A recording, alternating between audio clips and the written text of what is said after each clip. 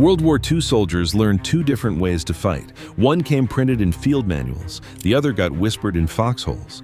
The official version told them how to follow orders. The unofficial version told them how to survive Tuesday. Cigarettes became currency worth more than actual money. Hand signals replaced words because sound meant death. Soldiers stripped enemy corpses for equipment their own government couldn't match.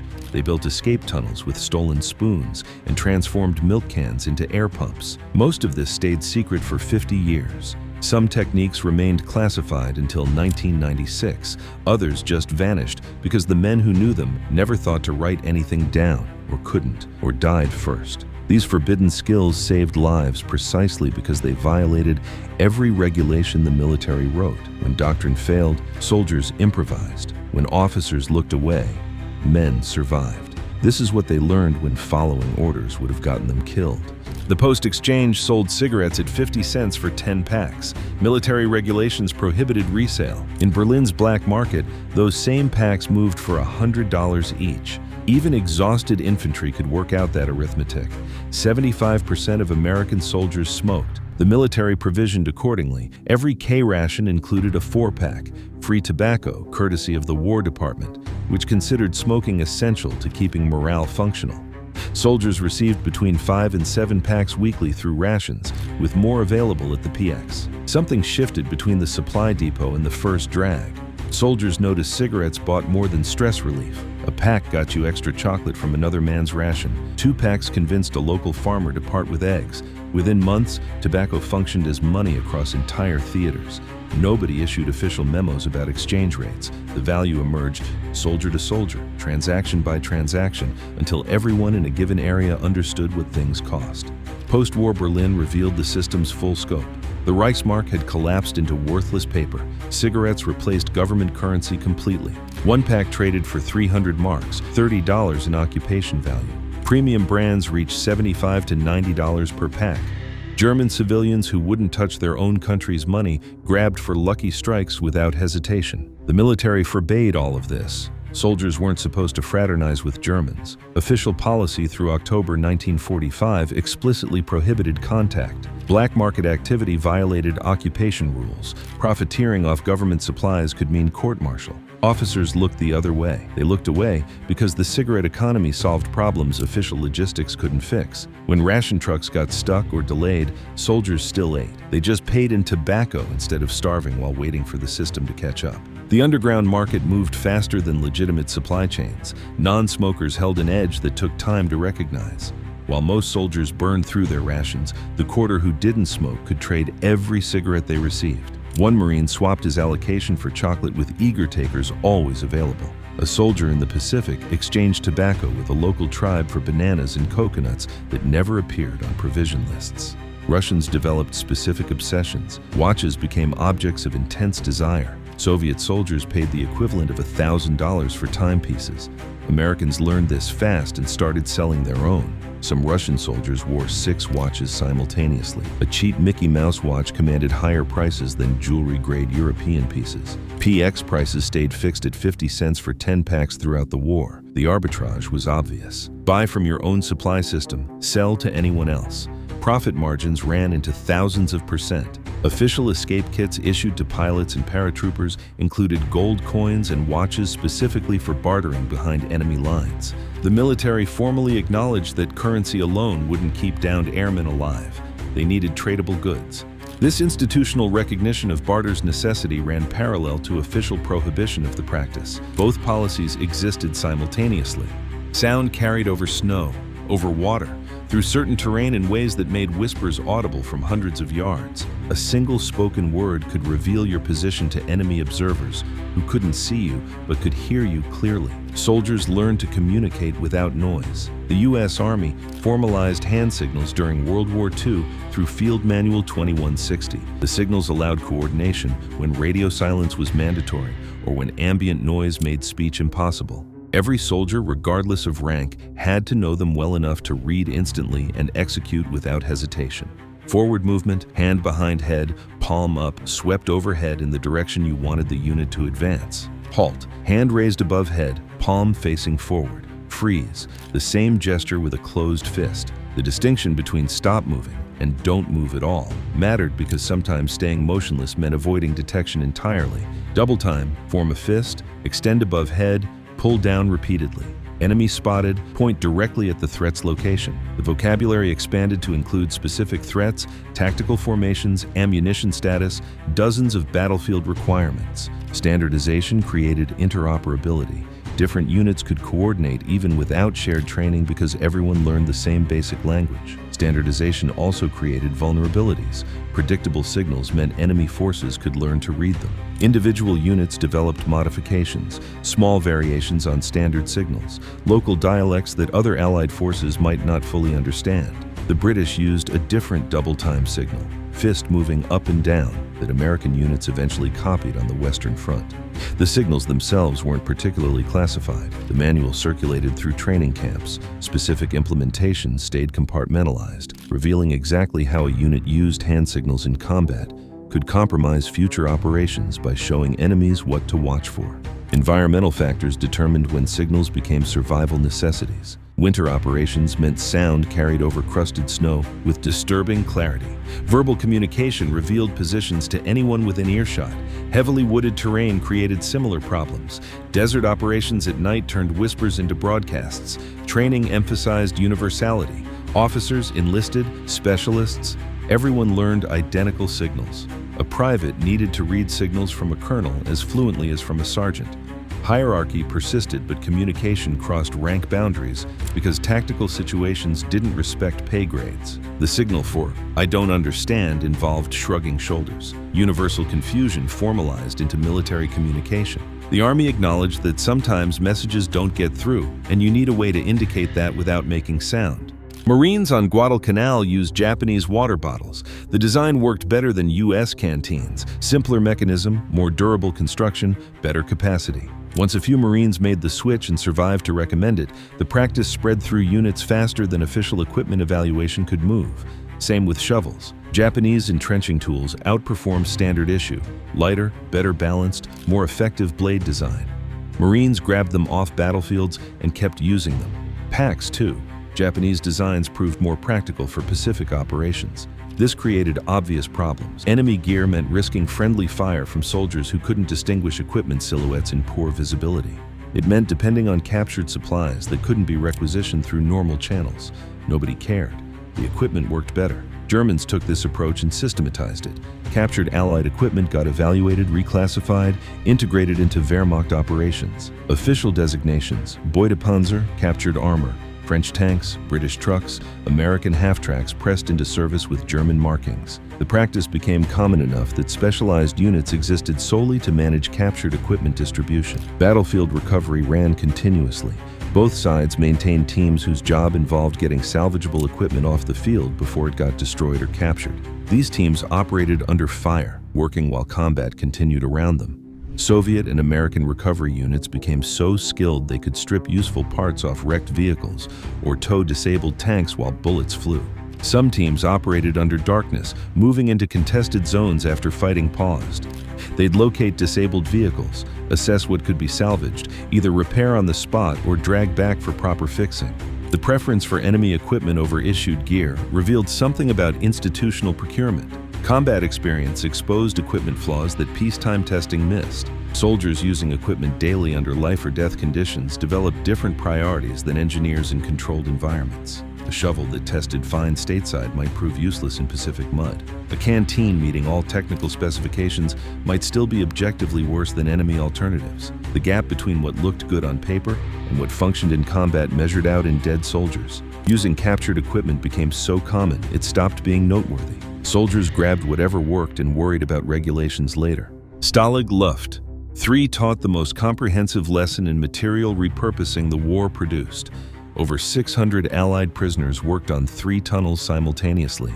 Tom, Dick, and Harry. Building tunnels required materials prisoners didn't have and couldn't obtain, so they stole everything. 4,000 bedboards went missing. Prisoners dismantled their own bunks, pulled boards carefully enough to avoid immediate detection, smuggled them to construction sites. The boards became structural supports. 90 complete double bunk beds vanished. 52 20-man tables disappeared. 34 chairs, 76 benches, 1,219 knives went missing, 478 spoons, 582 forks. Utensils became digging tools. Prisoners used them to excavate sandy soil, scrape out chambers, carve ventilation shafts.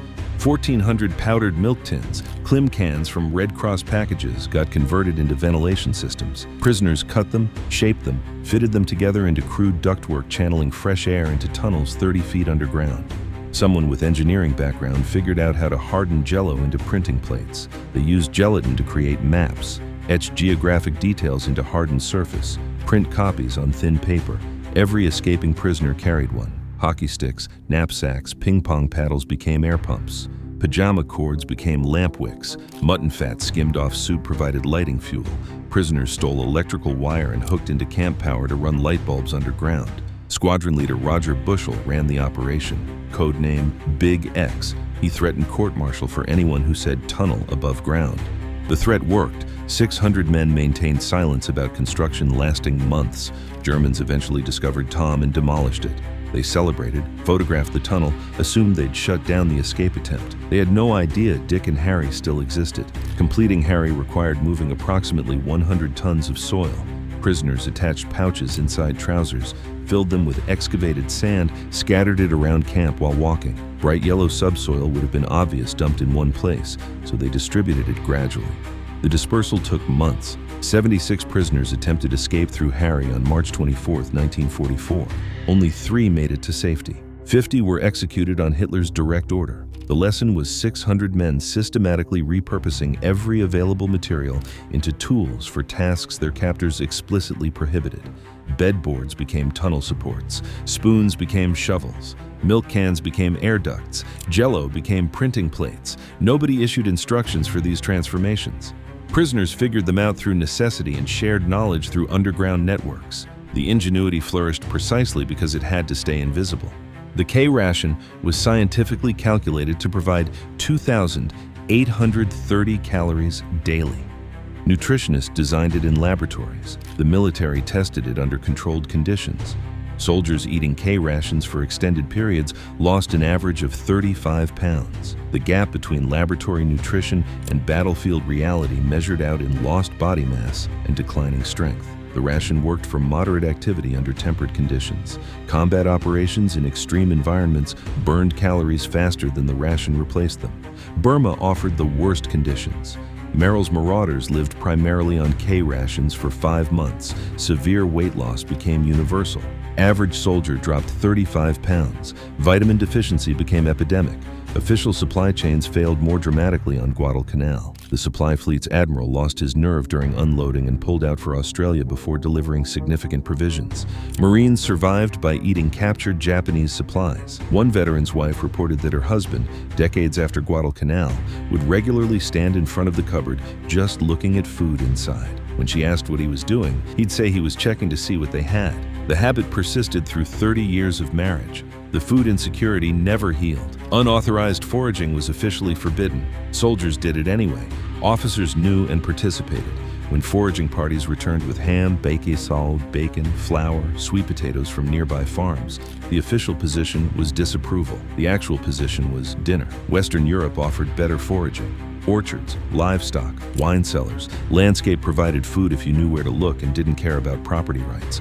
Wild edibles supplemented rations. Watercress and sorrel grew around camps. Finding them required knowledge that didn't appear in official training but got passed between soldiers. Water procurement involved similar unofficial learning. Boiling water to rolling boil for 1 minute killed most bacteria and viruses. Chemical treatments worked.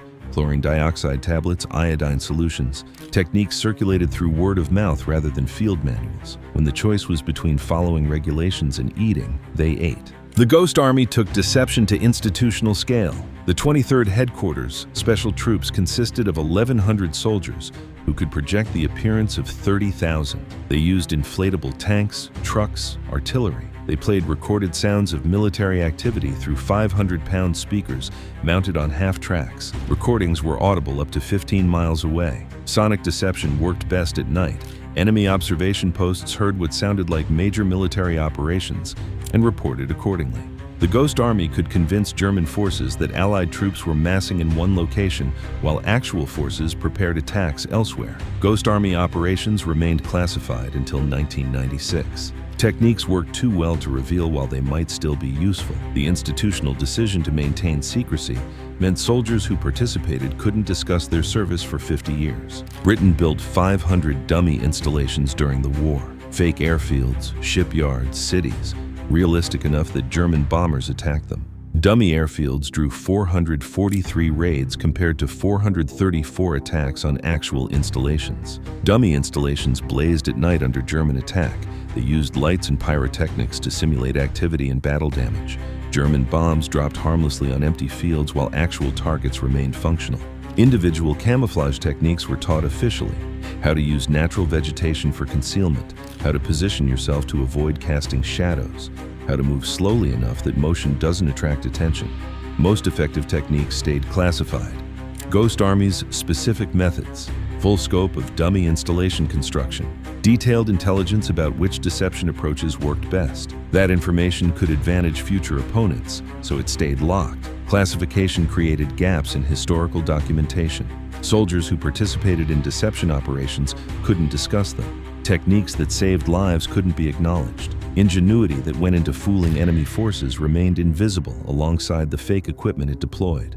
Officers who enforced fraternization bans while personally trading with German civilians understood that institutional rules couldn't account for every reality.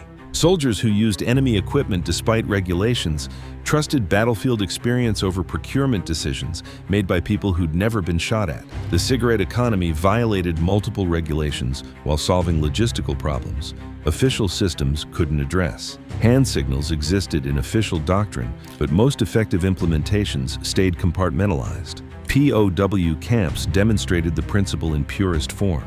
Geneva Convention guaranteed certain prisoner rights, but actually surviving required systematically violating camp regulations. K-ration failed because laboratory conditions couldn't replicate battlefield stress. Foraging succeeded by ignoring property rights and supply chain protocols. Ghost Army effectiveness depended on secrecy lasting decades past war's end. By 1996, when classification lifted on some operations, most veterans had internalized silence so thoroughly they struggled to break it. 50 years of not discussing something creates habits that don't disappear just because permission arrives. The forbidden curriculum wasn't written down because writing it would have made it visible to people who weren't supposed to know. Skills spread through demonstration, observation, quiet instruction. Soldier taught soldier. The network operated beneath official channels because official channels would have shut it down. The men who mastered these lessons came home and stayed quiet. Some from classification requirements, some from habit, some because nobody asked the right questions. What remains is fragments. The cigarette economy left records in black market documentation.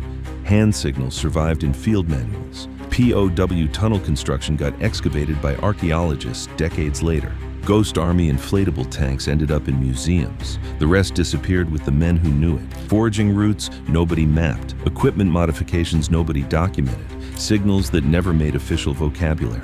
Water sources that saved lives but never appeared on any map. The forbidden curriculum operated in space between what was allowed and what was necessary.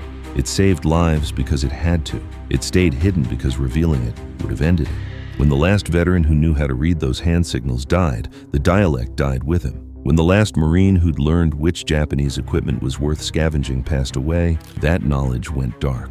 What's left is the understanding that humans will find a way when the alternative is death. That ingenuity flourishes in darkness, that the will to survive creates knowledge systems institutions can't anticipate and can't control. The soldiers who whispered these lessons in foxholes understood something that never made it into field manuals. Survival isn't about following the right instructions. It's about knowing when the instructions will get you killed and having the courage to improvise something better. They're gone now, most of them. The forbidden curriculum went with them. In the gap between what they were told to do and what they actually did to survive, that's where the real war was fought. That's where they won.